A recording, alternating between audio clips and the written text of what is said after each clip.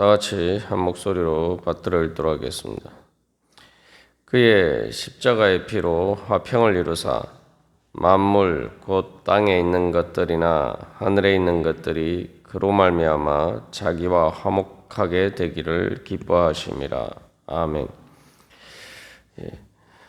어제 이 말씀을 통해서 하나님께서 예수 그리스도를 통해서 이루시는 그 구원은 바로 우리를 하나님과 화목하게 만드심으로 화평을, 즉 평화를 이루시는 것이 바로 구원이다.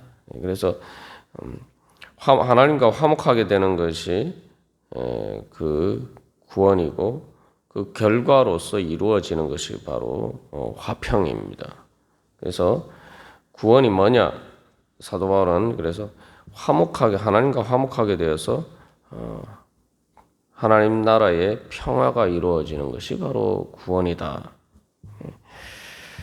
그래서 이제 평화는 하나님과 화목하게 되는 것에 자연적으로 따라오는 결과입니다.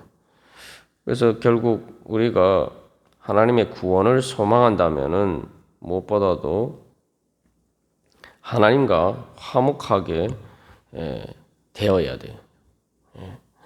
우리가 그 부분에 있어서 그래서 그 하나님과의 관계가 내가 정말 화목한 관계인가 우리가 점검해 볼 필요가 있습니다. 그래서 이 화목이라는 말이 이제 원래 이제 화해라는 말입니다만 여기서는 한 걸음 더 나아가서 이제 평화까지 이야기하고 있기 때문에 단순히 평화라는 것은 이제 전쟁이 없는 상태를 넘어서 우리가 여러 번 나눈 것처럼 성경이 말하는 평화는 말 그대로 화평은 완전한 행복을 이야기합니다. 요즘식으로 이제 웰빙이라고 이야기하죠. 그래서 구약 성경에서 평화 또 평강이라고 번역되기도 하고 여기서 이제 여기서는 화평이라고 번역되었습니다만 이것은 바로 단순히 전쟁이 없고 싸움이 없고 다툼이 없는 것을 넘어서 화목하게 되어서 평화를 누리는 것, 행복한 그 관계를 의미합니다. 그래서 하나님과 화목하게 된다라고 할 때 여기서 이제 자기와라는 말이 또 그와 해서 이제 예수 그리스도라고 이제 번역될 수도 있는데 뭐 견해가 갈립니다만 하나님과 화목하게 되는 것은 결국 예수님을 향해 나아감으로 그러니까 예수님이 그 목적이 됨으로써 화목하게 된다는 것입니다. 그래서 이 자기와라는 말은 그와라는 말인데 또 다른 말은 그를 향하여서 이제 문자 그대로 이제 번역하면 그를 향하여서 예수님이 바로 하나님께서 예수님을 통해서 나타나셨기 때문에 그것을 통해서 바로 예수님을 향하여 화목하게 되어야 된다. 예수님이 그 목적이 되어야 된다는 거죠. 다시 말하면 화목하게 된다는 것은 뭐 단순히 너하고 내하고 사람들 관계에서 그러다 그냥 싸우지 않는 것이 아니라 말 그대로 서로를 향한 마음이 가고 또 서로를 향해서 사랑하는 거죠. 그러면은 서로 이렇게 좋은 감정을 가지고 관계를 맺는데 그럴 때에 바로 그 마음이 상대방을 향하게 되죠. 좋은 마음들이 상대방을 향하게 돼요. 그리고 뭐 우리가 사랑하면 또 서로 보고 싶고 또 그러한 것처럼 마음이 이렇게 그 상대방 향해서 가게 되는데 그래서 여기서 이제 영어로는 into라는 전치사와 같은 에이스가 사용돼서 헬라어 전치사로서 에이스가 사용돼서 그를 향하여서라는 그런 말이 됩니다. 그래서 이 화목하게 된다는 것은 기본적으로 예수 그리스도의 주권과 영광을 인정하는 것입니다. 결과적으로는 그래서 앞에서도 우리가 이제 살펴본 것처럼 교회가 예수 그리스도의 몸이 되는 것은 모든 만물이 당연히 예수 그리스도의 주권과 영광을 인정해야 되죠. 또 실제로 예수 그리스도의 주권에 의해서 모든 만물이 존재와 생명을 유지하기 때문에 그것을 인정하는 것이 당연한데 바로 사람이 바로 인격적인 하나님의 형상을 따라 지음받은 사람이 그 하나님 예수 그리스도의 주권에 복종하지 않고 그 영광을 인정하지 않기 때문에 이 만물의 질서가 깨어진 것이죠. 그래서 이 화목이란 것이 기본적으로 인격적인 어떤 그런 관계를 전제로 하기 때문에 이 화목하게 되는 것은 근본적으로 인간이 하나님의 형상을 따라 지음받은 인간이 하나님과의 화목하게 되는 것이 사실은 그 중심의 문제죠.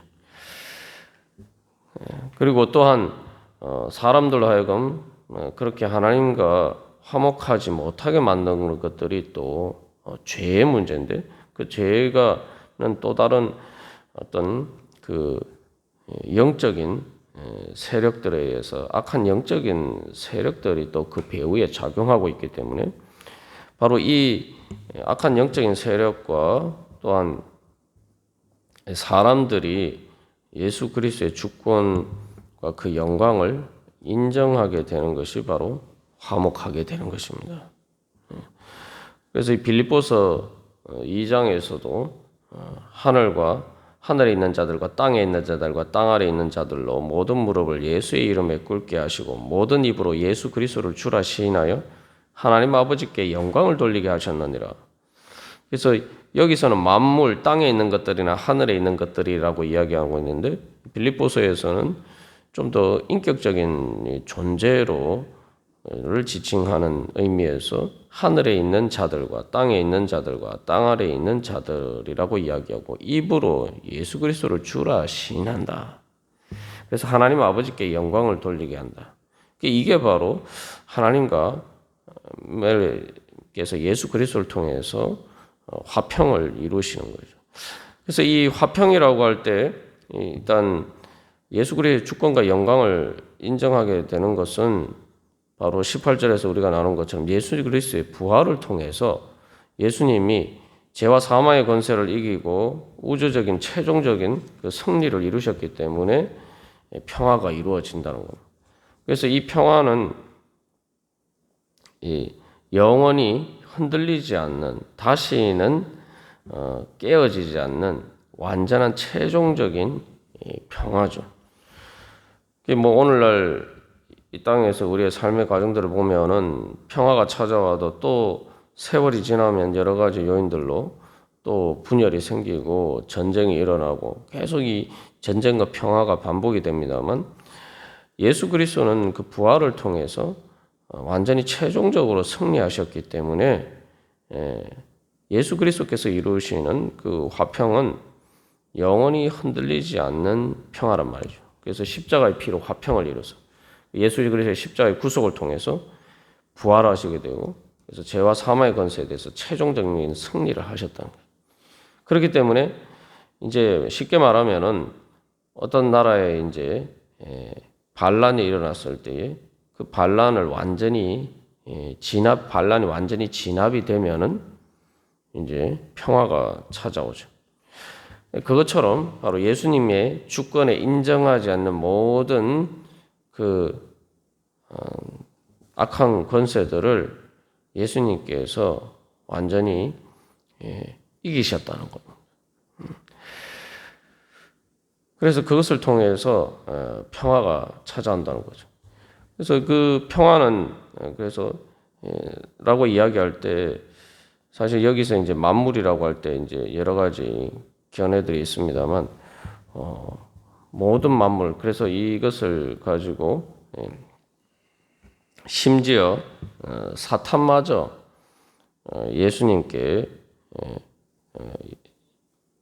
예수를 믿고 구원받는다. 이렇게 해석하는 견해도 있었습니다만 일반적으로는 여기서는 인격적인 그러한 하나님 앞에서의 회개를 전제로 하는 것이기 때문에 그러한 어떤 예수 그리스도의 권세를 인정한다는 것이 예수 그리스도를 믿는 것과는 조금 구분해서 이해를 할 필요가 있습니다. 다시 말하면 뭐 예수 그리스도를 믿든 믿지 않든 회개를 하든 하지 않든 마치 요한계시록에서 그 사탄을 결박해서 무저갱에 가두시듯이 그런 것을 통해서 최종적인 승리가 이루어진다는 거죠.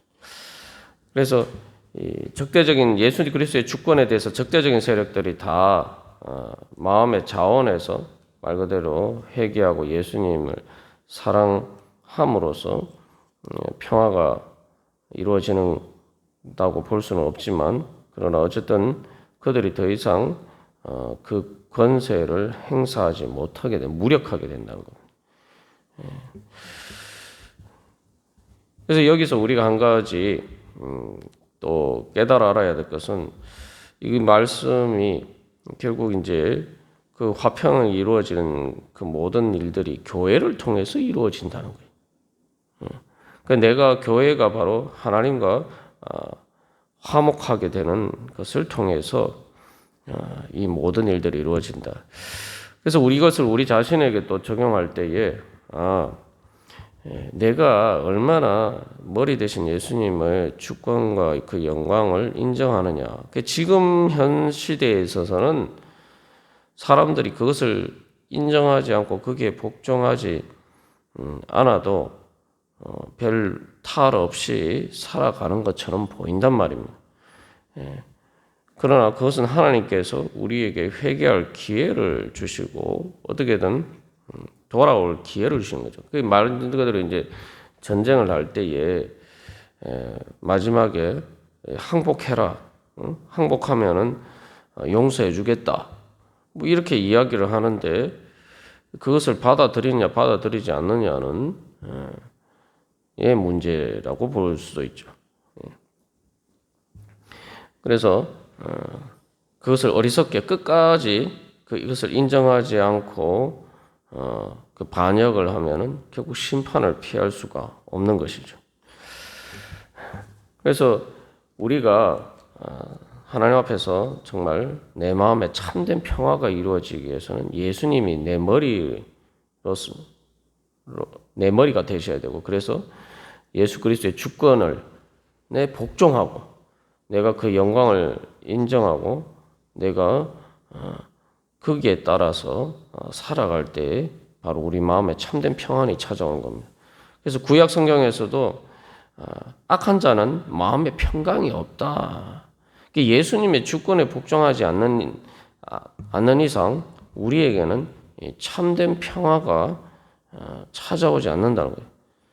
외적으로 이루어지는 그러한 문제들도 마찬가지지만 특별히 그 모든 것의 출발점은 내 마음이 예수 그리스도와 화목하게 됨으로써 내가 주님과의 관계에서 내 마음이 평안할 때에 그때에 바로 그것을 통해서 참된 평화가 이루어지고 있다는 겁니다. 우리 마음에 참된 평안이 없을 때에 내가 정말 예수님의 주권에 복종하고 있느냐. 그래서 막 우리가 이제 속이 부글부글 끓인다, 부글 끓는다, 뭐 이런 표현을 씁니다만 하나님과의 관계에서 뭔가 우리가 주님께 온전히 복종하지 않는 그런 문제들이 있지 않는지 우리가 우리 마음의 중심에 대해서 살펴보아야 됩니다. 그래서 말 그대로 부글부글 끓는다는 것이 뭔가 이렇게 안정되지 못한 것인데 내가 그 내 안에서 바로 예수 그리스도의 주권에 따르지 않고 예수 그리스도의 주권에 반역하는 그 악한 세력에 의해서 내 마음이 요동치는 그래서 성령에 따라서 내가 움직이지 않고 성령의 바람이 아니라 세상 바람, 세상의 악한 그 권세가 내 마음을 요동치게 만드는 그것에 의해서 내 마음이 흔들리고 있지 않나. 우리가 여러 번 이 가데스 바네아에서 이스라엘 백성들의 하나님을 배신한 사건을 살펴봤습니다만 그들도 하나님의 그러한 주권과 능력을 인정하지 않았을 때 그들의 마음이 요동치고 공포와 두려움에 사로잡히게 되고 그 결과 하나님께 불순종하게 되죠. 그래서 결국 하나님이 주시는 가나안 땅에서 누리는 평강의 은혜를 결국 얻지 못하고 광야에서 죽게 됩니다. 그래서 우리가 주님 앞에 나올 때마다 사실 그래서 이 예배하고 주님 앞에 엎드려서 기도하고 주님의 말씀을 읽고 듣고 하는 그 모든 것을 통해서 내가 내 마음 안에 주님께 복종하지 않는 것들을 쳐서 복종시켜야 돼요. 그래서 예수 그리스도를 향하여서라고 할 때 예수님의 모습을 통해서 보여주는 것은 그래서 우리가 하나님과 화목하게 되려면 예수 그리스도를 목표로 놓고 가야 되는데 예수님이 특별히 십자가의 피로 화평을 이루사 말씀하시는데 예수님이 십자가를 지실 때에 예수님의 모습을 보면 예수님은 철저하게 하나님께 복종하셨다. 하나님 아버지께 복종하셨다. 예. 그래서 히브리서에서도 그가 아들이신데도 불구하고 하나님 아버지께 철저히 복종함으로써 바로 그 모든 그 영광을 얻으셨다. 이렇게 이야기를 하고 있죠. 우리 안에 바로 뭔가 하나님과의 관계에 있어서 이렇게 복종하지 않는 마음. 그래서 이 진정한 복종이 되려면은 바로 예수님이 그렇게 하나님 아버지께 복종하실 수 있었던 것은 바로 하나님 아버지를 향한 하나님을 향한 신뢰와 사랑이 있어야 되는 거죠. 그 신뢰와 사랑이 없으면은 순종이 되지 못합니다. 그래서 악한 권세는 예수 그리스도의 권세에 지금은 인정하지 못하지만 결국 마지막 종말에 있어서는 어쩔 수 없이 인정할 수밖에 없게 되는 거예요. 그것을 통해서 평화가 이루어지지만 그래서 마치 악한 자들이 구속이 되어서 교도소에서 갇히게 되면은 결국 이제 평화가 찾아오는 것처럼 우리가 그렇게 될 수도 있고 하나님의 심판을 받아서 우리가 제거가 될 수도 있고 아니면 하나님께 순종하는 가운데 사랑하고 하나님을 믿고 사랑하는 가운데 순종함으로써 평화가 이루어지는 그런 두 가지 길이 있단 말이죠. 그래서 우리가 이제 아브라함의 경우를 보면 아브라함이 이삭을 번제로 바쳤을 때에도 그 아브라함이 그렇게 할 수 있었던 것도 그렇게 예수님처럼 순종할 수 있었던 것도 그에게 바로 부활에 대한 하나님의 약속을 신실하게 이루시는 하나님에 대한 신뢰가 있었기 때문에 그게 믿음이에요. 그게 우리가 믿음으로 구원받는다는 게 그런 의미입니다. 내가 믿기 때문에 순종하는 거죠. 하나님을 믿기 때문에. 우리가 화목하지 사람들끼리도 관계가 깨어지는 게 뭡니까? 믿지 못하기 때문에 오해를 하고 그렇게 되면은 관계가 깨어지고 다툼이 일어나요. 우리 마음 안에 정말 그래서 내가 주님에 대한 정말 온전한 신뢰와 사랑 가운데 그래서 우리가 신명기 말씀처럼 말 그대로 또 예수님께서 말씀하신 것처럼 마음을 다하고 목숨을 다하고 뜻을 다하고 힘을 다하여서 하나님을 사랑하는 그 마음이 있을 때에 우리 마음에 바로 평화가 이루어지는데 그 평화를 다른 말로 하면 하나님께서 우리에게 주시는 천국의 행복이 우리 가운데 이루어지는 거죠. 우리가 바로 그러한 천국의 행복과 같은 하나님이 또 우리가 이 땅에서 바로 그런 천국의 행복을 맛보면서 누리면서 살아가기를 원한다면은 바로 가장 먼저 내가 주님께 복종하는 순종하는 믿음과 사랑 가운데 순종하는 그 온전한 순종이 얼마나 이루어지느냐 얼마나 믿음과 사랑 가운데 주님에 대한 신뢰 관계 가운데 내가 주님을 따르느냐 그만큼 나에게 천국의 평화가 온다는 사실을 다시 한번 기억하고 우리가 그 구원의 은혜 가운데 나아가기를 간절히 소망합니다. 다 같이 기도드리시겠습니다.